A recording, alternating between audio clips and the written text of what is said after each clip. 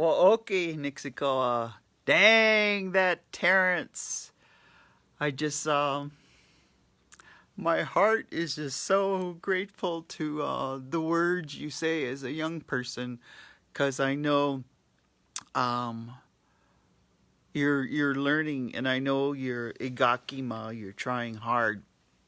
And so I just wanted to kind of summarize, this is about res resiliency. And so think about, and those of you that don't live on your reservation, um, it's okay, move back home, eh? We'll welcome you back home. Where there's also, I'm also a recovering urban Indian. I lived in the urban area for many years, and that is just as beautiful. So there are the resiliencies there. So I kind of wanted to summarize. When you're thinking about res resiliency, think about your land base. Because one of the res resiliencies, and I know some of us have smaller reservations, we're one of the 10 big land base, when you have Navajos, a big land base. Um, we have millions of acres. And so and even if you don't have those millions of acres, it's dirt. You can create your own little, like out in Oakland, they grow all their sweetgrass because it's such a beautiful area. They have 3 harvests that they grow all their sweetgrass and have teachings and braid it, mind, body, and spirit. That teaching, tie it off the belly button of that sweet. And then they give out sweetgrass to all of the families in the Bay Area. This year, for example, they've been growing their own sacred tobacco. That's another resiliency, rather than abusive tobacco. And it's pray for those that have that addiction, but that sacred tobacco, they had such a large harvest this year. They sent out bags to tribes. They sent for prayers. So here's Oakland, California. They sent a big bag for Blackfeet Nation. And then we've been kind of handing out that tobacco. The resiliency, my nephew Doug went hunting. They're bow hunting right now. And everybody's hunting because they're really not only, we still have we have a framework of poverty. A lot of our people don't have a lot of money. And so, but their resiliency is they all still hunt. Everybody goes bow hunting. Everyone gets out there and, we won't say nothing about poaching, but, but we'll say they get out there and they get, and they get wild meat. And that's like the best thing that you can have for your family. So think about that resiliency about what you're eating, because, one of the goals here with our buffalo program is they're trying to raise that herd to be around 5,000. So if we have 5,000 head, and we got a pretty good herd, they have a summer camp and a winter camp. And if we have 5,000 buffalo, we could feed our entire tribe, and then we don't have to go to work. Okay? So there's just many resiliencies in that Botsitsiko Matan that comes from Irene Lastar. There was a Gona, 2013. There was about 13 elders, and they were trying to come up with how do you say resiliency in Blackfoot. And as Terrance, and what's good is he learns it quick, because sometimes they have an old saying, you're only supposed to tell them once. But and man, I've been noticing when you tell Terrance something, he gets it. You just tell him once, and he's. But that was about they said in the Korean, and we still have some Korean War vets, that are still alive right now. And I think about Mr. Jarvis. They said when in Korea, when there was a lot of death and one comes back, that's a botsitsiko matan. And in World War II, even Vietnam, all of the battles, when they come back, and you think about other battles like 30 years ago when we had our first PhDs, because our first PhDs, that was like a battle because you have your frame of thinking and then they're trying to colonize your thinking. And so when you're able to see their thinking and come back to your thinking, you're a Botsitsi Komaton. You're a miracle survivor. And when you're bicultural, you're even more of a miracle survivor. If you can get those degrees, which go get them, because that's the tool we need to leverage our world, that's another Rez Resiliency, is get the PhD, but still learn your language, still learn those 11 values, still, respect your elders, still don't throw them in the old folks' home, Man, that's a rough one.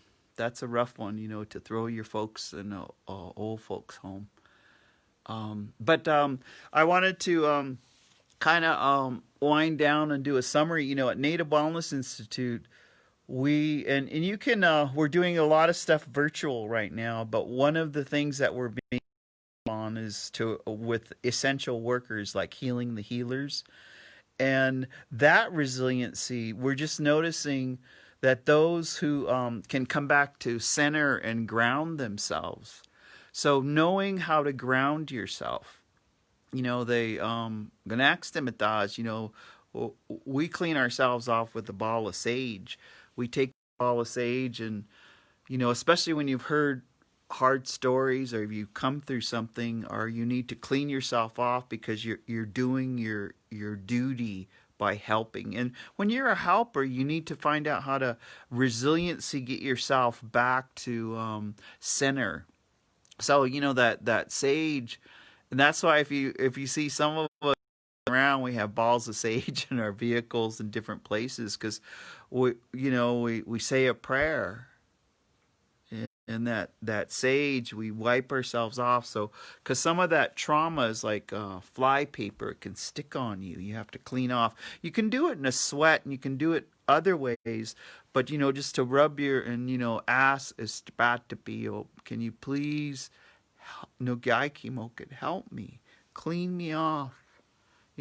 Down your shoulders, softly down the front of you, rub it down the back of you. And that's also, I was thinking, Jelena and I were talking earlier about there's so much smoke that you can't even smudge, and that's why I think about, like Sister Sky and all of our good thinkers. Their Rez Resiliency is they have Smokeless Smudge. And you can, it's like making a tincture, boil some sage, put it in a spray bottle, the liquid, you boil some cedar.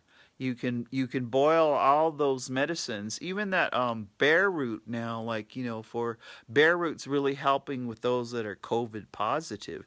You can boil it in that liquid, put it in a spray bottle, and you don't have to light it because the medicine still works. It's remote. It's you calling on the medicine for help. No gaikimokit, no gaspomokit. So you could spray around. Oh, mine's way over there. I'm not going to go grab it. But I sometimes, like I used to use it on the planes because, you sit next to, you don't know what the energy is when you have to get close to people. So I would always get on first my, my sweetgrass spray, and I would spray it all over, and I'd say, oh, Shtabatapi, please bless everyone on this plane and wherever they come from, help them have a long life, help them, come to appreciate that they're alive, this gift of life. So if you ever rode on a plane with me, you'll wonder why when you get on it smells like sweetgrass. So that's another resiliency, is to carry that with you and to hold on to it. I just wanted to, I'm not, I noticed, have some of you, this is a question, have you noticed that during the pandemic that you're adhering to stuff on the clock or times is kind of shifted? You have to have self-forgiveness. Okay, self-forgiveness is another resiliency because with all of us not having, like, the regular, like, example, Monday through Friday week, you have to start bringing your harmony routines, because I notice some people just working 7 days a week. Or somebody just said, it's the pandemic, I'm going on vacation, but they're in vacation in their house. So really think about, for self, forgive yourself.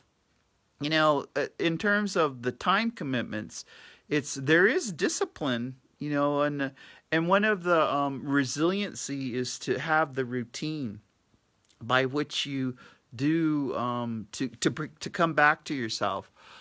I notice what's helping a lot of people is to journal.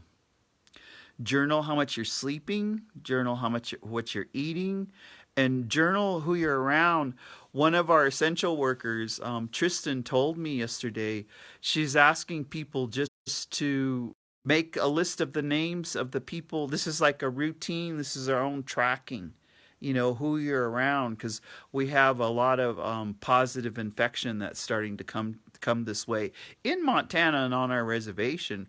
Just make, and it's like journaling, who you're around, we say one buffalo length away. If you're stay one buffalo length away with the mask, and now people are wearing face shields, just because they think life is sacred, just because they don't want to hurt anyone, are they themselves? It's to protect you, but it's also to protect everyone else. So that paying attention to time, we get to be with you an hour. And this is the 26th week. Oh my God. I was, Jolene, sometimes Jolene and, Robert and Jean and Lavina and Jackie and Cecilia and our larger team, Lori, Marcus Red Thunder, Casey Nicholson. We just have, and now, Terrance. Terrance is, we're growing. And that's what we're asking you as the greatest collective thought. That's the reason this power hour, and we're in week 26. We're collectively asking for your help too. What else do you need? Message us. We're putting together a lot on anticipatory grief. Anticipatory grief is a fancy way of saying worry, that you're worrying. You're anticipating grief that hasn't happened yet, but we're actually in that because of this pandemic. So how you take care of yourself with anticipatory grief, and getting back, when Terrance said, and I'm glad you spoke of that, Terrance, just counting that, 26, 27 deaths just on one side of the family.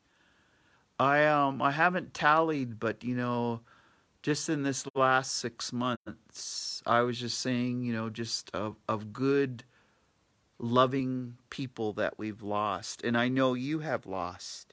And when people aren't wearing masks, we're going to just have some more, eh? So get a grip, wear that mask. But I was thinking this anticipatory grief there's ways to not worry. And so this is an old Indian trick. When you're praying, like when you're praying for people, places, and things, or just saying, God, I love water. I just love water. And you pray to your water. When you have your water, I've been drinking this core. It really tastes good. I mean, I like our water is good, but you pour a little bit into the ground to give your ancestors a drink. That's a resiliency. You always have good water when you do that. And then when you drink the water, talk to it. Talk to the water and thank the water. And so when you're praying, you can't worry. That's like the old Indian trick. So with the anticipatory grief, if you're just thinking, and you're worrying, and that energy, just start praying. Start praying for the people around you, Start praying for Gakadoksikoan, the star people, because we're getting near the equinox, and that equinox it's going to bring it brings good change, the fall time, and like right now, it would be really good for us all just to pray for some rain and some wind to help with the West Coast, all of the West Coast. And so think about that, praying instead of staying in the anticipatory grief. I There's many more things we can say, but welcome to week 26. Come and join us. We're on an hour every day to uplift, and our philosophy at Native Wellness Institute is to be positive, to be productive, and to be proactive. And that's what we're asking of you is during this time is how do you be positive, productive, and proactive while you take the teachings of your ancestors and put it into your head, your heart. And that's all we're asking of you at this time. And any other requests, you can go to our www.nativewellness.com. And, the beauty is all of these power hours are on our YouTube. So you can see all 26 weeks of them. And so look at the topic areas and come join us, because we're going to heal us indigenous in our tribes. We're going to heal together. It's just by reaching out, putting your hand halfway across the table, having the forgiveness, checking on people, telling them you love them. And it makes me cry with joy. It's so easy to help. It's so easy to reach out. Just do it. And you'll feel so good, when you reach out to someone and you listen to, like Terrance was saying, just listen to their story. Just be present in this 24 hours with that person and listen to their story. And then, you pray, and then you don't have the anticipatory grief. So with that, it's been an honor to be with you, and I'm really glad that you got to listen to my nephew. Isn't he fantastic? I mean, but we have a bunch of nephews and nieces. And so with that, I'm going to say Kitasano and Kitsikako Mim. I love you very, very much.